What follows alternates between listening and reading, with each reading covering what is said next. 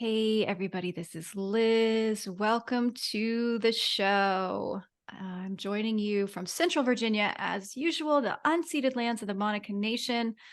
So glad that you're here with me. And hey, if you have listened to the show, you know what's coming next. If you would like to know whose native lands you are currently residing on, go to native-land.ca. Amazing map, super helpful of North America for sure, but they cover pretty much the entire globe. So it's a great way to find out whose lands you're residing on. I will put that in the show notes. And if you are interested in learning about the sacred feminine in a deeper way, then I would love for you to check out my online school, Home to Her Academy. My vision for the school is to bring together qualified, super engaging instructors who can teach us about the sacred feminine in ways that are rooted in the historical record. There's so much there to work with. We should know it. It's our birthright. But also ways that are embodied and intuitive. So inviting us to know with more than our minds. I see this very much as a both and situation. We don't have to choose between knowing with our minds and knowing with our bodies. We can do both. Learning in ways that are intersectional. So really addressing head on these messy entanglements of spirituality, patriarchy, misogyny, racism, colonialism, all the isms. And practical, learning that's practical. So meaning we can apply this to our real, ordinary, complicated lives. So check out hometoheracademy.com to see what's going on and what's coming up. You can sign up for my newsletter there so you can be notified of other classes as they roll out. I'm getting super excited about planning for 2024. So keep checking back, even if you don't see stuff right away. I'm working hard behind the scenes. And if you'd rather read about the sacred feminine, then maybe you want to check out my book, Home to Her, Walking the Transformative Path of the Sacred Feminine from Womancraft Publishing. It is a 2023 Nautilus Gold Award recipient. Wahoo! I'm laughing at myself because I just always feel super self-promotional, and yet I can't stop doing it because I'm happy about it. It's available wherever you buy your books, but if you're going to buy it, please do consider buying it from Womancraft, which is an amazing woman-owned business, or order it from your local bookstore. And if you've read it and you like it, your reviews on Amazon and Goodreads in particular are super helpful, as are reviews for this podcast. I'll take them anywhere. iTunes is really helpful in that regard, though. And then last but not least, tell me what you think. I love it when you all reach out to me and give me your thoughts on episodes or ideas for shows. So reaching out to me via social is always a good way. And I'll put all of that in the show notes. And that's it. That's my spiel. Let's get on with the show. So if you have been listening to the show, actually, if you just listen to my intro, it's not going to be surprising to you that I get really geeky about having conversations about the sacred feminine that can explore the rich historical record. I'm sort of a dork when it comes to this, but also this more like embodied ways of knowing. I love it when we combine these two things. I don't want to have to choose between them. It's very much a both and situation for me. And I get really excited when I know that my guests have that same perspective. This is one of many reasons why I've been looking forward to this conversation today. I have felt really honored to get to know my guest over the last few months. Her work is endlessly inspirational to me, and this is going to be a good one. So let me go ahead and introduce her to you. Here we go, Carla. I'm going to get your last name right. Right. I'm going to do it. Dr. Carla Ionescu. Yes. Okay. Yes. Is a Romanian refugee who escaped the communist regime with her family when she was 10 years old. She is also an adrenaline junkie, an animal lover, and a natural born storyteller. She likes to ride motorcycles real fast and research through archival documents very carefully. You love her already, don't you? Carla's research centers on the influential nature of Artemis across Anatolia, the Mediterranean, and the Balkans. As one of the leading experts in the worship and ritual of the goddess Artemis, Dr. Ionescu spends most of her time teaching in the field of ancient history and women's studies and or applying for grants to support her research travels. In the summer, she scavenges new locations in cities worldwide, digging through the remains of grave sites, ruins, and abandoned buildings, trying to uncover the long-lost mystery that is Artemis, the Great Mother. And she's also the author of the book, She Who Hunts, Artemis, the Goddess Who Changed the World. And she is joining us today from her home in Toronto, Canada. Carla, yay, you're here. I'm so glad. I'm here. So glad to be here. Thank you so much, Liz, for having me. It's been a pleasure getting to know you too and talking about all the things that we have come to connect Yeah. with the goddess and her story. Yeah. Yes. For listeners, Carla's one of those people that, and when you start to do this work, like there's just people that are in your field and people who come into your field, but you haven't met them yet. And you're like, oh yeah, I'm really down with what they're doing. So I was very excited when we finally got introduced, I don't know, maybe 6 months ago or so. And Yeah. yeah, it's just you find a sister on the path and you want to stay close to them. So Yes. yeah, absolutely. Yes. Well, Carla, so where I usually like to begin interviews is I love to hear about people's spiritual background and experiences growing up. And the reason I ask that is so oftentimes there's a pivot point for people who are exploring the sacred feminine, or I'm fascinated if you did get any of the sacred feminine growing up, but I just like to hear what that experience was like for you and maybe what you kept and if anything, and what you had to discard. So if that's all right, I'd love to start there. Yeah, no, that works. That works. As you mentioned, I grew up in communist Romania, and there was a weird push-pull there with religion. I remember celebrating things like Easter with ritual. So there was a ritual, in short, a ritual about walking around the altar with the candle, walking home with the candle still lit, and then sort of putting it out in your front door. I don't know. There's probably a few Greek Orthodox who are my age who remember this ritual. So there was a few moments of ritual allowed, but church wasn't something that was really allowed. Like it was I was a kid, so for me, it's a bit of a daze.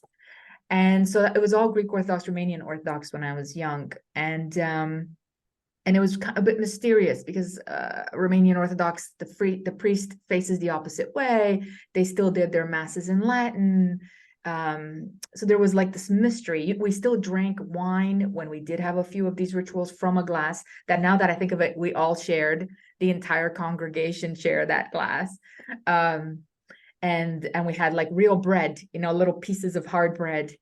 So I do have some memories of childhood attendance at some things in church. My father was not really a church person, but my mother was very much a church person.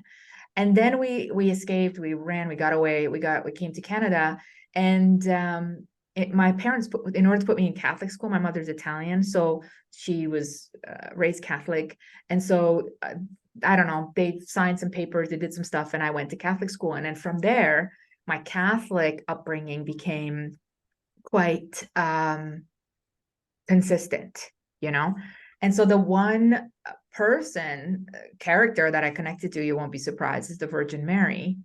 And I became devoted to her in such a powerful way. I used to have a little icon of her holding a baby Jesus that I got at a dollar store when we first got to Canada. We lived in like a homeless shelter for families for a couple of years, and my parents used to shop at this little dollar store, and they used to have these little figurines of Mary, these little like Wow. things. Anyway, I used to sleep with it under my pillow and like say my prayers, and I was super, super, super attached to her. And so that went on until I went to university. Even though I can't say I was like a religious church Sunday goer every Sunday, but I was very committed to Mary in my personal life, in my prayer life. And then I went to university and I got a bunch of degrees, blah, blah, blah. But one of the degrees that I got was in religious studies. And I thought, what better than to connect with the divine? And so I started studying at university. I started studying the Gospels and the Hebrew Bible and all these kinds of things. And how do I say this gently? It broke my faith. Yeah. Learning the history was devastating. Yeah, it was devastating. It pulled the veil from my eyes. Like my education at university was such a privilege in many ways, but such a break with my reality. And so for several years while I was finishing that degree, because I dug even more into it, I didn't know what my faith was. I had to reconcile a lot about sort of the facts that we know about how the Christian Bible is written, a bunch of historical data, and so I was a bit in a abyss of heartbreak in a sense, still attached to the Virgin Mary, even if perhaps her virginity was called into question academically. And trying to figure out, well, for sure, church is not my thing, learning about the patriarchy in this really devastating way. And so I went on to do my other degree in ancient history. I've always liked mythology, blah, blah, blah. And I stumbled upon Gimbutas's work. And that's Right, Maria Gimbutas, Maria, right?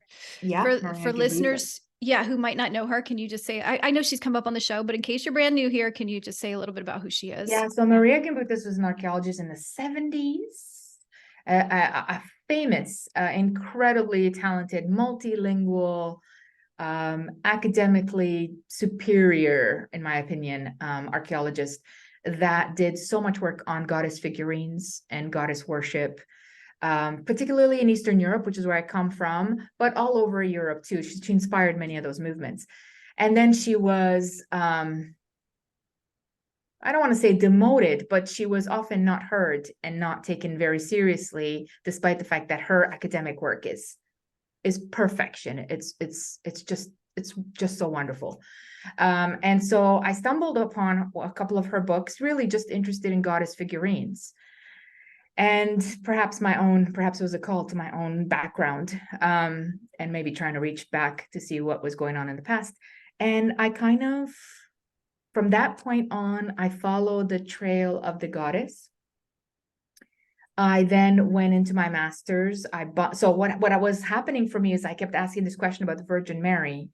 And what I realized from Gimbutas's work is that actually a lot of the goddesses were syncretized. And so my question became, okay, if not the Virgin Mary, then who? And who? And who? And moving backwards, right? Who was before her? Right? Yes. And at some point, now I don't remember because it feels like she has always been with me exactly, but at some point I bumped into Artemis. And there was something at the time about the goddess that I could not put my finger on. I guess now I've done so much self-reflection. It feels like she really fits my personality in a way. But she spoke to me in a really powerful way, but also in a mysterious way. There wasn't much written about Artemis.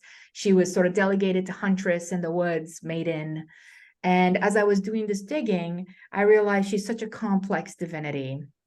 And I was finding her everywhere. She was showing up for me literally on TV when I was walking to places. Her name would pop up, or an image of her would pop up, or something. So it was like what's happening was like you say, almost like a living aspect as well as a cerebral academic aspect. And I asked my mentor, I said, this is a really interesting thing. It seems like Artemis really predates the Virgin Mary, and there's a deep connection there. And he's like, that sounds good. Maybe you should do further research on that. It hasn't really been done academically speaking. It has been mentioned, but something like a deep dive. And so I did that for my master's, and it turned out really great. And I became a little more obsessed. And then I applied for my PhD and spent many, many years, 8 years, I think, to do the work, the graduate work, the PhD work. And I really disassociated a bit spiritually speaking. I think I was not ready to take a chance. It was, first of all, you're not really allowed in academia, let's be honest. You cannot bring in your spiritual belief in your work. So it's not like it was encouraged.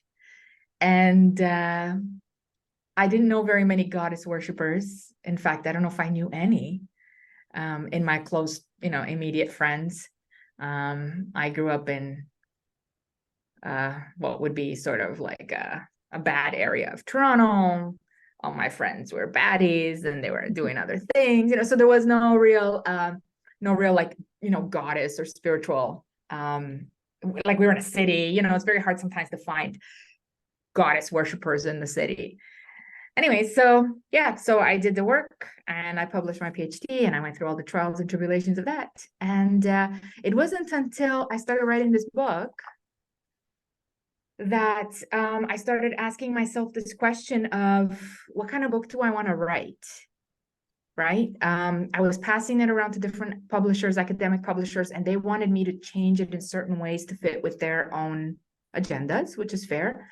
I wasn't feeling right, And it wasn't until, so this was a few years ago, that I really started going, I think I'm writing this for women who are interested in goddess worship and who are interested in Artemis, perhaps not so academically. And I started to like feel into it a bit more. And while, I mean, as you know, this book does hold a lot of primary source, because I feel like I have to evidence that. Yeah. Right. I feel it's like one of the first steps into my argument that Artemis may be one of the most famous goddesses of the ancient world. And so I see this book as a series. So since I wrote this book, she's come to me in from a variety of different countries, like the Balkans, of course, Anatolia, Northern Europe, perhaps even other areas. And so I'm like, oh my God, I think this book is a series. And so the movement has slowly become less academic, more personal. And at some point, not that long ago, I started feeling a little, as I met more goddess worshipers and I did more talks and things like that, I started feeling a little bit like, man, I really wish that I had been into goddess worship as a kid. I started thinking like, so I went to goddess festivals where young women were there or little girls were there. And I thought, wow, what a beautiful way to grow up with the goddess, And so I was kind of sitting with myself and going, man, if I only knew the embodiment, the beauty, the connection of the goddess when I was young. And I don't know, one day I was thinking, I was driving, whatever, and I realized, I thought, well, I mean, I was connected to the Virgin Mary for almost my entire life. Perhaps that was the best way that I could connect to the goddess in the way that I was raised, in my family, in my neighborhood, in my religion, and the religion that I was. And once I had that aha moment, I was like, oh, perhaps I have been a goddess worshiper my whole life. Yes. Oh, I love it. Well, and that feels so in keeping actually with a lot of what I've heard from other guests who grew up in a Catholic environment. I grew up Protestant, so I got nothing, like nothing. There was just no women anywhere. Um, but yeah, so many guests who've talked about feeling that connection to Mary and recognizing her, they not calling her the divine feminine, but knowing it later. Yeah. And I feel like that might be even more true for people who are not raised exclusively with an American version of Catholicism, because it seems like in certain other cultures, she is, venerated in like a different way, or, cultures that have held on to like indigeneity a little bit more, that she's Yes. can be experienced in that way. So I love that. And I want to know, and you actually answered my next question, which was kind of about how did you find the sacred feminine? But I want to know, because this is an interesting thing, and I know you and I have talked about this before, this sort of dance that you have is like you're an academic, right? You've got your research chops, and I want to know, from the felt sense, was there a point, or is there a way in which that, like you talked about recognizing yourself as a goddess worshiper, like when that really came online, like when you felt like, oh, like more so than I'm studying Artemis, but oh no, this is somebody who's calling me. Have you had that kind of experience? Yes. So, okay. So throughout this time, let's say from when I started my doctorate work, I would comment, I had to do some traveling for it, and I would comment to everybody on how often she showed up for me. Like I would go into some random place and there she is. And I would go into some other random place and there she is. And I had a few people say to me, that's not very usual. Like you should look into that, that's important. And I thought, maybe that's just a sign that I'm on the right track for research. I didn't really take it too deeply. But I did keep track. So I'm working on this thing, but I'm not yet willing to share it, which is called like In Search of Artemis, which is like all the times that she's shown up for me randomly. But because I think it's so emotional, I'm still a little bit stuck in that, or personal, I think I'm still a little bit stuck in that mindset that like, it's not academic and it's more like a diary, blah, blah, blah. But I'm collecting it because I have a sense that at some point she's going to ask me to share. So there were these moments sort of sprinkled throughout that were a pattern. I could see a pattern. To be very, very honest with you, I don't know that I've stepped into the label or the label of pagan or goddess worshiper until this past year. This past Christmas, I spent the Christmas, like last Christmas, I spent it in Crete. It was the first time that I didn't spend Christmas at home. And it was the first time that I told my mother, my very Catholic mother, that I don't celebrate Christmas anymore, that I will not be putting up a tree, even though trees are pagan, but that I will not be celebrating Christmas. And that is I'm working on it with my mother. We'll see what happens this year. But so I kind of like stepping in, like living the role, right? Like living the truth, which is I'm not Christian anymore. And even actually this Thanksgiving, I had a conversation with my dad about Halloween and how the veil is thin and da da da da da. And my dad is like, oh, like that's old primitive stuff. So the people in my country that predate the Romans are called Dacians or Dacians. And they were conquered anyways. And one of my goals is to research them and see their tribal culture, especially around, because they're really into bears and goddesses and things like that. Yeah. And so I said to my dad, I go, well, the Dacians, which are our ancestors, celebrated, let's say, Halloween. They didn't call it Halloween, but whatever. And we had a bit of a debate, which again, sometimes with your parents, you got to take a step back because they get really, my dad's very like non-religious, very like, but I said to him, Dad, like this feels like this connection reaching back 2000 years feels like my connection. It feels authentic to me. I don't, because, we were conquered by Romans. We were conquered by the Ottomans. We were conquered by the Russians. Of course, then we were communist. I don't feel connected to the traditions, if any, that they left us. And so I want to go back. And so it's a bit of like it's a bit of like stepping into who you really are, but around you, there's these challenges because I'm not living with goddess worshippers around me. I'm living with either pessimists or Christians so sometimes it feels a little bit woo-woo, it feels a little bit like they're like, oh my goodness. And I have a cousin who's also very much into goddess worship. She lives out in New York State, upstate New York.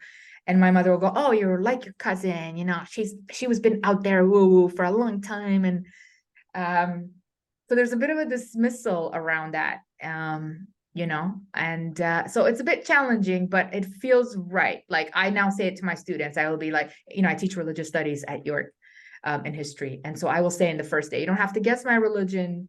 This is my background, and I'm now pagan. And I dance with witches in the moonlight, so. Yes. So it's new. It's I don't know, but I feel like it's time. Yes. Right? It feels authentic. Yes. And I want to read something that you wrote in your book because I thought of this as you were talking. Here's what you said. You said, so often in modern depictions of wealth and success, we think of money and careers. That is because humans all over the world have accepted the notion that the new world, in quotation marks, is a progression from a quote, old world. The masculine or cerebral perception is that time moves in a straight line and that on the modern side of this line is quote, progress. And as such, many of us have lost contact with or simply have never known the raw power of goddess worship, in particular, wild goddess worship. And then you go on to talk about Artemis, which I want to do. But I think that point that you're making there kind of reminds me of what you were just saying. This idea that it is, it's not just woo-woo, but like primitive. Yeah. To harken back to something like that. And I also really want to call it out in its own way, as it can be racist as well, because the assumption is that this sort of European way of knowing, which is we are going to follow exclusively science and data and logic. And if you have a spiritual tradition, it's got to be from one of these patriarchal religions. Yeah. It's colonial and it's Yes. and it's racist to indigenous culture. So I just, yes, I'm glad that you're naming it here and that you named it in your book as well, because it feels important. Yeah, it feels like I think it's because it's the one challenge that is, you know how they talk about generational patterns, and I think it's one of the generational patterns that I'm still working at breaking. So while for myself I've broken it, speaking it out loud, bringing it up at certain, I mean, for example, this conversation about Halloween just kind of came up because my kids were carving part, like, so it comes at you from just randomly. And so being prepared, also I think my age has helped, but although I do see that young women, like my daughter has called herself a witch from when she was little. And I bought her a witch books, and she reads tarot, and she knows about astrology, and she's taught herself all these things. But I remember even when she was little, my mother would be like, oh, you know, if you keep giving her that, you know, she's going to end up like into this witches thing. And I thought, right, which is why I'm keep giving her that. Right. So I'm happy, like, I'm happy that younger women, I hope, are stepping more into their power faster than I think it took me in my household. But also I think it's important that we model a behavior where it's like, if this is your authentic truth, where now I know this is my authentic truth, then I want to share some of the challenges and also what it's like to live in that truth with others. Right? Yeah. Oh yeah, absolutely. And I think the more of us that speak about it, then the more normal, quote, normal. That's right. What is normal anyways, but the more commonplace it becomes, and it doesn't seem so strange. Yeah. Right. I want to talk about Artemis. I love just the way that there's so much more to her than what I think a lot of people think about, which you address right out of the gate. But I want to share this little story about Artemis. For me, I was I think like 22, 20, no, it's like maybe 21. I was in college, and I stumbled into this feminist bookstore in North Carolina and thought that I had like died and gone to heaven. And I didn't know I was just confused. I mean, I think I didn't even know what I was looking at, but I was like, what is this? This is amazing. So I bought Women Who Run with the Wolves, which is Clarissa Pinkola Estes, right? Attempted to read it, wasn't ready, picked it back up when I was 40. And I'm like, now I get it. But anyways, yes. And then I also bought this book that was like archetypes of the divine feminine.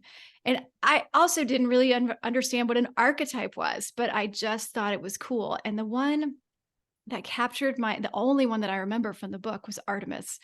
And they were modern pictures. And so the woman, and this is in the 90s, I'm dating myself, y'all, but this was, so the woman that was representing Artemis was, she was very androgynous. Like she had kind of short hair slicked back. She was standing in like these slouchy jeans and topless and very small. So think like kind of Kate Moss build. And I was actually dating a woman at the time, and I was like, oh, yeah, like this is I want to be her, and I maybe want to date her too. So funny, but that's the one that stood out for me. And but one of the things that I think is really cool about your book is like there is that whole idea of like I don't know if androgyny. I want to hear you talk to that. Like maybe I don't know if you'd say that that's like common association with her, but because of the virgin, I'm not interested in men thing, like maybe that's why the androgyny got put on her. But I feel like she sort of gets put in a little box of like, she's out in the woods, she's running around with her bow and arrow, she just don't want to deal with men for sure. She's gonna, turn you into a stag and have your dogs rip you to pieces if you see her naked. Yes, but there's so much more to her than that. So I want to hear you talk about, Artemis. And I can direct you more, but do you want to just start? Like it's so big. Yeah, I just posted something yesterday because I'm doing a couple of lectures on her this tomorrow and Monday, and then at the end of the month, all on her, and I'm so excited. So I posted this whole like TikTok video about like I'm obsessed, I'm in love. And so you can never ask me, like I would never not talk about Artemis ever. So and it's honestly like sometimes I'm shocked at myself. I'm like, haven't I said this 5 times, 10 times? Oh, it's okay. We'll talk about it again. I think it's fantastic that women connect with her. And I'm fast, now that I think of it, I think I should also do a study on like women and how they connected with her, because when I wrote the book, women came out to me. It seemed like they came out of the woodwork and had contacted me and were like, I've connected to Artemis. I've seen Artemis. She's playing. And I didn't know that in my little basement at the university where I like focused on the work. I didn't know that modern, whatever that means, women or people, actually, not even women, all people, because I've had all people contact me, connected with her. And so when that was starting to happen, I was like, oh, there is something still deeply spiritual, psychological, mental here with her. And perhaps that's what it is. Perhaps it's because she doesn't fit a mold. Or maybe we're in a time where her fierceness, like I think she really embodies that word fierce, like something, you know, I know it's a modern word, but or a trend word, but if we were to call a goddess fierce, I think she really embodies it. And I think she doesn't doesn't care for gender roles, never did. I find that fascinating that even the Greeks couldn't fit her into anything. I mean, they had to give her a twin brother Apollo just to like pretend that there was a male associated with her, because they, you know, they were doing that trend. And so she, and you know, when she's young, we have these stories in Homer that she's sitting on Zeus's lap and says, like, I want a city and I want this many nymphs and I want this and I don't want to do it. Da, da, da, da. And he's like, okay. So it seems like she really embodied like the desire and the freedom of, let's say, the wildness. Right. So, you know, and she was fearless in many ways and unapologetic. And when we think about body wise, I think androgynous could be a word. I don't know that she's ever sexy. So let's put it that way. So there's no, they weren't able to really sexualize her. I mean, they try a little bit with Orion to say, oh, perhaps her and Orion had a thing. I don't think so. I mean, in my academic opinion, he's more like her bestie. Like, you know, so there's a lot of attempts over time to romanticize her a little bit. Or there's some attempts with Diana later on in Rome and depictions of Diana to give her a more feminine looking body.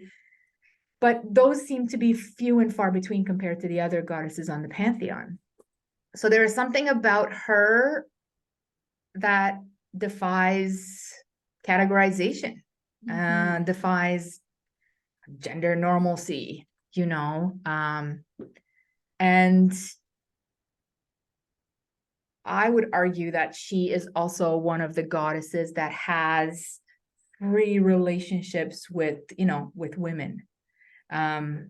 Not, I mean, so they're not quite standoutish in the sense that the ancient male philosophers that wrote about her didn't go, oh yeah, well, Artemis was in love with Callisto and they were doing it, you know, all the time. But one of the ways that we can tell that there was intimacy implied there is that when Zeus tries to seduce her, he shapes himself, he transforms into Artemis. Yes, I read that Right? in your book. I didn't know that. That's so fascinating. Yes. And so there has been a long tradition saying that Artemis was one of the, you know, like the first sort of lesbian heroes. The Greeks don't use that language, so it's sometimes hard to find it in primary source. But between her and Iphigenia and her and Callisto, there's a lot of this idea that she's not non-sexual. She just chooses to not be sexual with men, if that makes sense. And I know that some people make a big deal about her virginity, but I think for those maybe that don't know, like the idea of Parthenos or virgin, actually, I was just reading something today that reiterates over and over that a Parthenos, or a woman that was considered a virgin, could even be a woman that gave birth. So in the Greek times, in the Greek language, Parthenos reflects more a woman that is religious, a woman that is not yet married to a man. It's not about the hymen or her sexual activity. That comes later with Christianity and things like that. And so I think in that way, she is the epitome of an independent woman, because she may have found herself intimate with whoever she wanted, and yet remained virgin, remained independent. I think that's a better word than virgin. We associate there's so many connotations with virgin. And Artemis, I think, is more independent with who she shares her relationships with. Well, and your reference to Parthenos, that's like parthenogenesis, right? Which is like creating life without without the external force of the male to create it, right? Like that's the idea. I guess I could see how that would also relate to independence, like maintaining life without that need to be in partnership. Yeah. Yeah. Yeah. I mean, she's one of the few goddesses that doesn't answer to men, doesn't really speak to men, doesn't like men, and no one challenges her as far as like the ancient playwrights or Homer, if he ever existed, you know? So like Aphrodite and other goddesses, even Athena, although Athena is still supposed to be Parthenos, she answers to men in a sense, like she is called by Orestes to be a judge, and she's called Yes. when they go to war, right? Like she has a responsibility. Yeah. And she Yeah. speaks for them too. That's right. That's right. Yeah. Like she represents the viewpoint of the patriarchy really well at times, right? Athena. That's Yeah. right. Yeah. That's right. Yeah. Artemis is the only one, I'm arguing. I mean, there may be, I mean, people sometimes talk about Demeter, but Demeter has the responsibility of motherhood. She's kind of chained to Persephone in that way. To me, Artemis is the only one in that pantheon that is truly independent. And truly unapologetic about, and truly, what is her responsibility? Her responsibility is enjoying herself. Oh, gosh. Can't you see how, I mean, no wonder like she's a Like she is goddess. the epitome of self-care. Like, I want to go Yes. into the woods today. I want to go hunting today. I want to go and do this. You know, she does as she pleases whenever she wants, and she answers to no one. Which I think, I mean, perhaps the Greeks didn't mean it this way, but it's still quite revolutionary, even for that time. And of course, for our time, it's wonderful. Yeah. Oh, yeah. That's what I was going to say. I mean, what a goddess for our time in particular. Yes. Yes, I'm looking at your book because I'm like I said, I highlighted all these things that I loved. Okay, here, I'm going to read this part that you wrote, which is kind of Okay. reiterating what you just said. But anyways, while Athena is a virgin goddess of war and wisdom, she is often to be found in patriarchal spaces governed by law and rules and male-centered civic duty. Aphrodite is not a virgin, but she is trapped under the category of love goddess, constantly chasing vanity, sexuality, and male consorts. Hera is forcibly married to a charlatan. Yeah, just love you calling Zeus on the table like that. So good. While Demeter is shoved so deeply into a maternal role that she cannot think of anything else but her daughter Persephone for 6 months of the year. It is only Artemis, whether by coincidence or design, who remains free to wander through the forest, spend her time among nymphs and she-bears, and take her vengeance whenever and however she desires. So good. Thank you. I'm pretty, when I listen to you read it, I'm like, oh, that was good, Carla. That was pretty good. Funny. I've had the same reaction sometimes when people read something from my book. I'm like, did I write that? Yes. Well, I want you to talk about the vengeance piece too, because I am having a love moment right now with really complicated, complex goddesses. I think they have so much to teach us for this moment. And one of the things that really irks me, and I don't know how you feel about this, but I get frustrated when I will hear people, women, make blanket statements. Once upon a time, several thousand years ago, there was the Great Mother, and everybody believed in the Great Mother, and everybody, and the Great Mother was this like kind and loving. And I'm like, no, I don't feel like you know the historical record way better than I do, but that doesn't seem to be accurate. And not only does it not seem accurate, but it feels like in a way it's still shoehorning women into a box. And the reality of these ancient goddesses is, I'm thinking of Inanna here too, like they are freaking complex. Like you cannot just paint them with the brush of the loving mother that you want to snuggle up to. Yes, they may be that, and they hold a lot of this other energy too. So I wonder if you could talk to that a little bit in regards to Artemis. Yeah, actually, it's funny that you say that because I've been thinking about that. The last few talks that I did one at a festival just last month, and my call to that talk was to talk about vengeance and to talk about angry goddesses, and these talks that I'm doing coming up are about ritual and sacrifice, and one of my things is like how bloodthirsty Artemis is. And I also feel, okay, so I feel like, and this is just my own perspective, I feel like because we are moving into this her story, her world, her history, there are two things that are happening. Number one, there's a lot of people that are letting go of monotheism, that I sometimes see them almost reframe the goddess into their monotheistic comfort structure. Yeah. There's nothing wrong with that, as long as maybe you're a little more aware of it. So that's the first thing that I sometimes notice, is that instead of talking about he, everybody talks about she, but she is ever loving, ever creative, ever, and she is mother instead of father. So it's very parental. Yeah. One of the things that was very difficult for me to overcome through meditations and things like that was this idea that Artemis kept showing up to me as friend, as collaborator.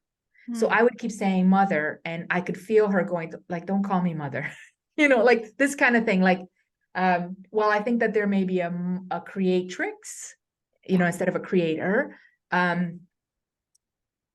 I'm starting to feel like goddesses are preferred to be collaborative. There's some that are a little more authoritative. For example, you could call Demeter mother quite easily, although I'd be gentle with that because I don't know that she wants to be everyone's mother. But I started to feel like many of the goddesses are more collaborators. Now, how do you teach and work with women who come out of a paternal religious structure that the divine is equal to you and a collaborator with you?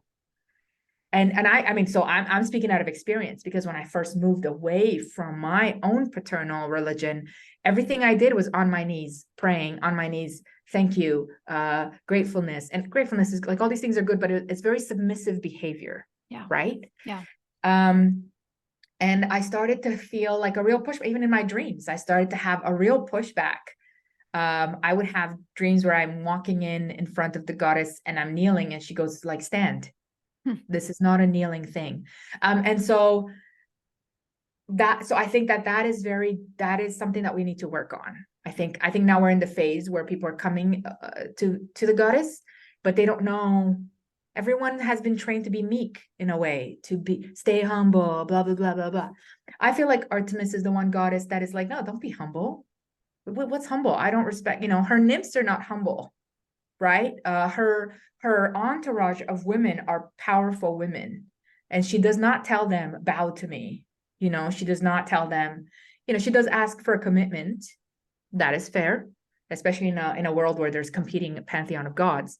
But it's not a submissive. It's not get on your knees. It's not obey. It's not, So I think that that's part of it. The other part is that I think there's a lot of women that come to goddess worship that are wounded, and they need the love and warmth, Yes. of mothering.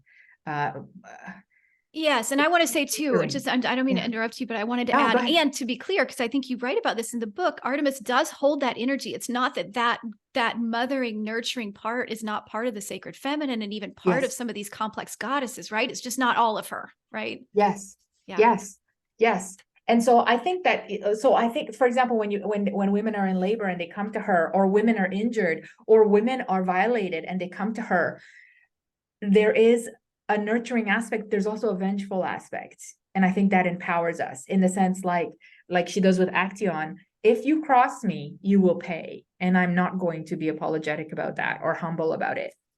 And so that has been, I think maybe that's why I'm emphasizing so much of her bloodthirstiness and her rituals and sacrifice, because I do want to talk exactly about that. The fact that ancient goddesses embody the complexities of what it means to be a woman. And as women, we are the most complex gender, like, not sorry, we are smarter, wiser, stronger, faster, quicker, more cunning. There are so many aspects of womanhood. I just saw a study yesterday that talked about the size of brains between men and women, and how women have like 50,000 more thoughts a day than men, like this kind of thing, And I thought, yeah, that makes sense. So I'm not surprised that ancient goddesses embody that, because I think all genders in the past would have recognized that a goddess is vicious and perhaps can get her way in a variety of ways. Inanna gets her way in many ways. Artemis gets her way in many ways, blah, blah. So I do think that they embody a full experience of what it means to be, to live in a female body, or identify, as a female in the world.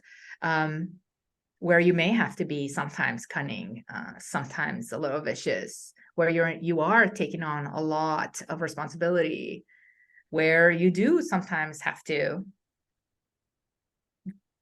give punishment, take back what you may be owed, or you certainly feel frustrated at the injustice of what you may be owed, where you're dealing with violations. Like, I think there's a lot of that is embodied in goddess worship. And I'm not sure that everyone is ready for it, but maybe, like, so when I did this one seminar at the last Goddess Festival, there were so many women there that really enjoyed that aspect. So I was really happy, because I was a little worried, because the whole weekend was about love and warmth and sharing, which I love too, because sometimes I need, because I'm a Capricorn. I'm a little bit of a all the time. And so love and kindness is really welcome.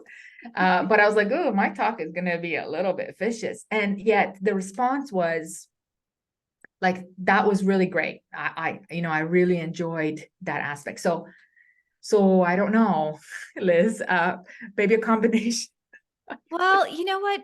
Two things are coming up as you're saying that. And one is this idea of multiplicity, which is something that Yes.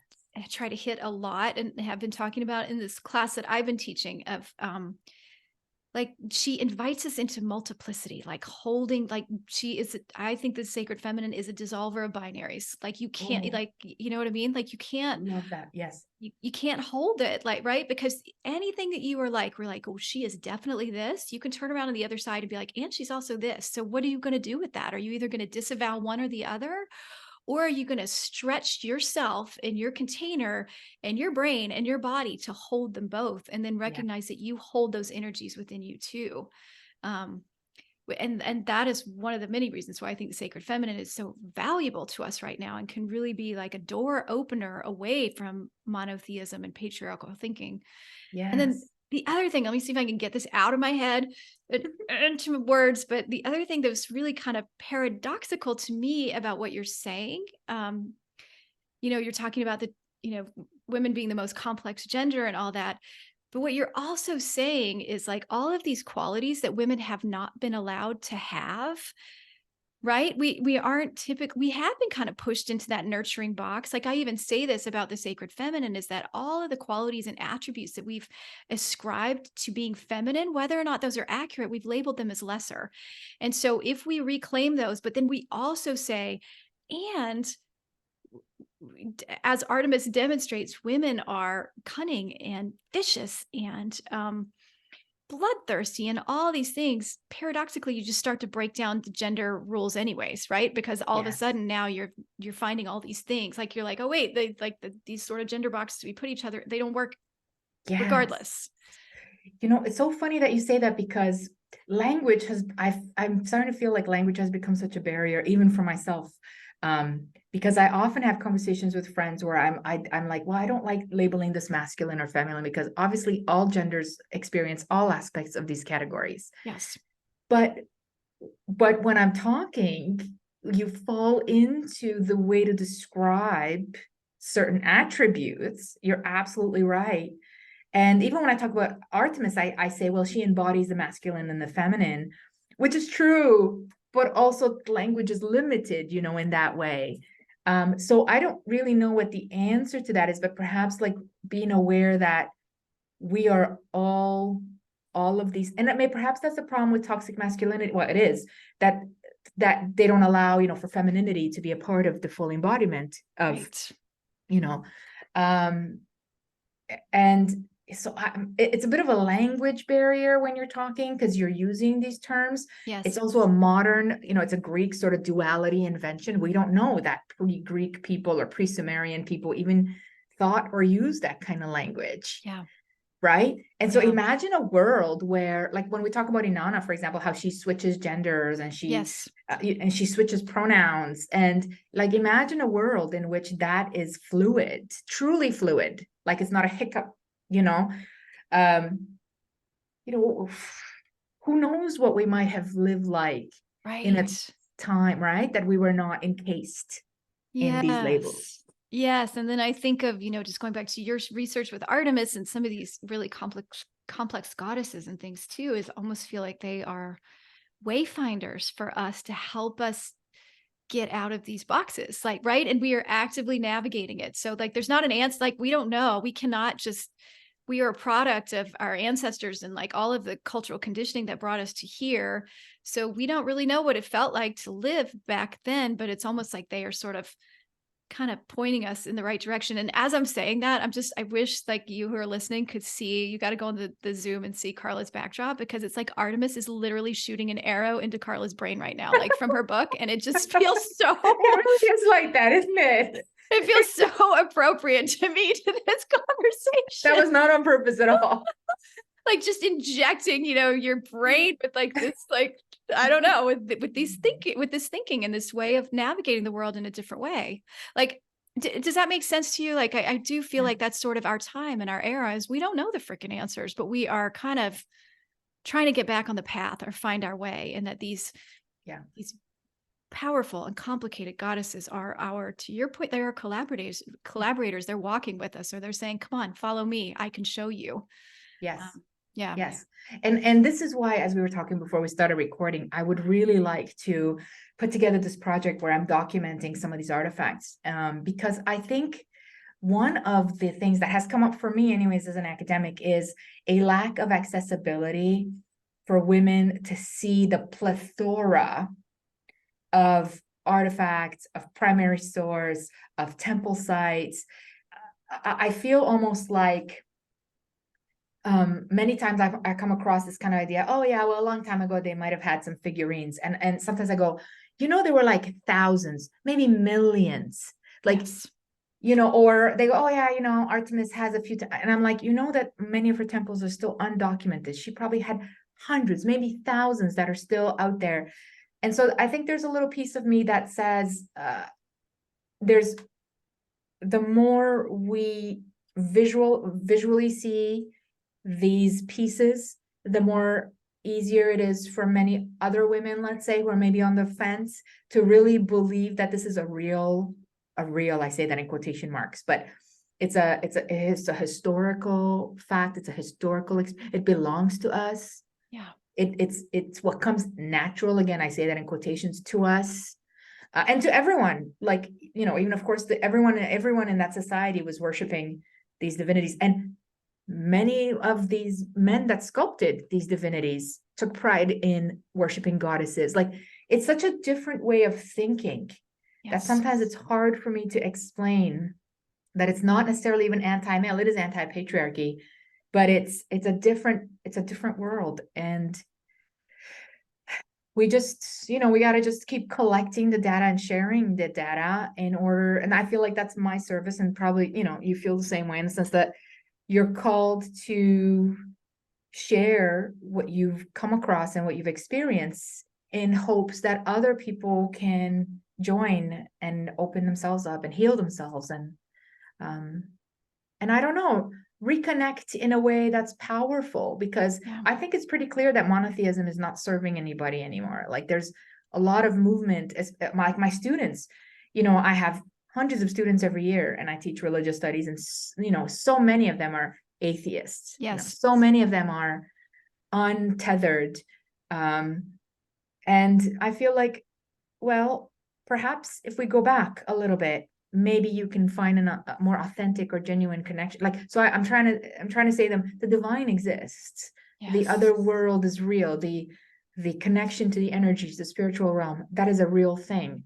You may not believe in that anymore because you've been somehow disappointed or disconnected from.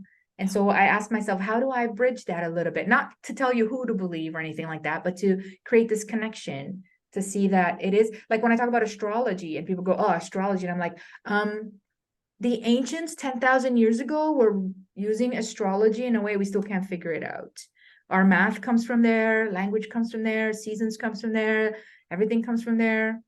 Let's not dismiss it like, again, oh, it's just astrology and tarot readers. And I'm like, so I feel sometimes that, like, maybe that's why I got the PhD, is like to shove it in some doors, stick my foot a bit in the door and go, no, you have to take me seriously about, I don't know, astrology, let's say, because it was from that time. And here I've done the research, and here, and shove it in there. Yeah. You know, so it's a bit of a, almost like prove yourself, you Mhm. know, prove this is true. And you're like, okay. But you So can. That's the thing, and yeah, that's one of the I'm reasons working on that. Yeah. yeah, that's one of the reasons I Yeah. get all fired up about, like I said in the intro, of like having these conversations and uh, not being an academic. I'm like I've always been kind of like a wannabe academic. Yeah. Like I'm sort of I'm just a geek, and but maybe didn't want to like invest fully in going that route. But I have also wanted because my brain is satisfied with history and facts and things like that. Like I've wanted those, and I feel like I hit that really hard in my own book, and also have probably said it on the show a lot. Like this, it's out there. If you are this kind of person, like if you are fed by the history and the logical information, it's there. Yeah. It's all there. And the fact that you haven't found it has nothing to do with its significance and its importance, and everything to do with who's been telling the stories and who's been prioritizing which information and what lens they've been looking at it through. And so, Yes. Yes. yeah, and I have to imagine, like, yes, you went all in on the academic route, but I really do think that there are probably a lot of women who would be hungry for knowing this. If nothing else, it's just your birthright. Like, even if you Yes. like want to bring it up at a cocktail party and let it go, fine, but at least you've got it. I bring it up all the time at a cocktail party. You know, and some of my favorite, I mean, two of my favorite non-academic scholars, Laura Perry and Max Dashu. I Yes. mean, you know, you don't have to be an academic to, although it may be a little more challenging because you do get these people that come out of the woodwork going, oh, you don't have an egg, but their work is flawless. Yes. You know what I mean? Flawless. And so you're right. It is out there. And I think if you're wondering and if you're curious, you can find it. Um, and perhaps this is where we create communities where, okay, you found it, you might have more questions, come join us in the community, and there'll be a mix of experts, spiritual experts, academic experts, other kind of experts there where perhaps, you know, people can get some more answers. Because it's not just a cerebral thing, Yeah. you know, it's not like, I feel like my service is a bit cerebral at this point. You know, there have been people that have been said, so what do you think about your future? Like, do you think you're going to be like a priestess or a leader or a whatever? And I go, I don't know right now. I got to write 8 books on Artemis. She's pointing it, you know, she's like, look at me over here. You see me here in the Carpathians. Look at me over here. Write a book about this. So I have to do the service first. But there are lots of women that are called to those positions that I also look to when I need a break from my brain, right? Yeah. You know, and it's such an amazing service that is. Oh my God. I appreciate Yeah. that so much. Yeah. Well, and Max has been on the show. I'll put that in the show notes. She was an early guest in, I think, back 2020 when I started the show. So I'll put oh, bless her. I was like just starting and I'm like, will you please come on my show? And she did. Like, she's amazing. So you're right. I'll put that in the show notes. Yeah. And the other thing that I wanted to mention too, and like maybe this is a good kind of place to wrap up, is this feels like another conversation around the multiplicity of the divine feminine. Like, yes, she plays in this academic space and she plays in the spiritual space, and like she can hold space for all of it. And I think by exploring her, we get to see that we can do that too. Like, we Yeah. don't have to be this one thing or this other thing. We get to be all those things. Yes. I think you're absolutely right. I think that's a great closing point. I think that has been my in the moment right now challenge, is to shed a little bit of the cerebral, not shed it, but be able to spiritually connect. And I think that the goddess is the example of that. Yeah. Yeah, I think that there are moments, so there are moments when I travel when I stand in a cave as a writer, and I write the experience. And then there's a few moments where I perform a ritual or a prayer or a song or something, and the experience is so totally bodied, that I then have to sit back and go, like, you know, wow, okay, I don't know what to do with that other than there's no doubt in my mind that that was a connection, you know. And I think lately she's been coming for me in that way. Lately, because I have this thing, you know, maybe I don't know, maybe, but I have this thing every now and then where I'm like, am I really experiencing that? Was that really, you know, I have that thing in the back of my mind that is sometimes skeptical and challenging. And then she'll like whack me with something else. And I'll be like, okay, okay, okay, okay. Yes. Well, and this sounds like I can't wait to read your book where you're writing down all the ways she showed up to you. Cause it sounds like, with her arrow towards your brain right now and the screen there that she's like, no, no, you don't get to question this. Like I'm very there. That's right. That's right. Oh, I love Yeah. it. Carla, this went so fast. I don't even know how this was so fun. I feel like I could talk to you all day, but Me you just have to too. come back when you do this research project or your next book or whatever. Like, we'll we'll get into it again. That would be super I fun. will.